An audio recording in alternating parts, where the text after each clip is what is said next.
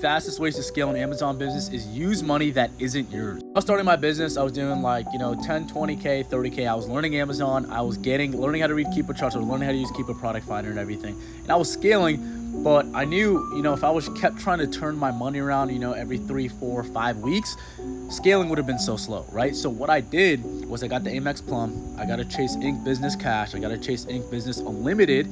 I was able to get 0% APR credit. I was able to get $60,000 at 0% APR. I didn't have to pay it back for 12 months, right? And I was able to invest that into items that was giving me 30, 40, 50% ROI. With Amazon, if you're trying to scale an Amazon business, the only thing that's probably stopping you once you actually learn Amazon is just capital, right? If you have 2 people, one person has 30K cash to spend, the other person only has 10, they have the same skill set and everything, obviously the person with more money to spend is going to always have the advantage. He's always going to make more money. One thing I do with my mentees is after we get to like 10, 15, the first card we go is Amex Plum, because Amex is usually pretty easier than Chase.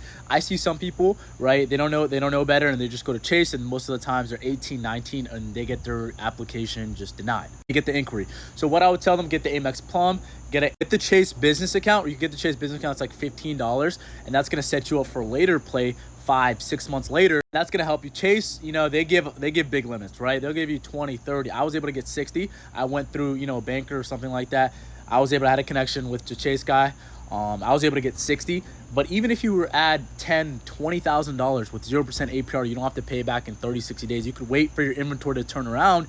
I mean, that's the biggest advantage ever, right? That's the only thing separating you from you doing, 30, 40K to those sellers doing, 60, 70, 80, 100K, leveraging credit, especially 0% credit, right? Because anyone can, 30 days, if you're sending FBA shipments in, it's going to be hard to pay off.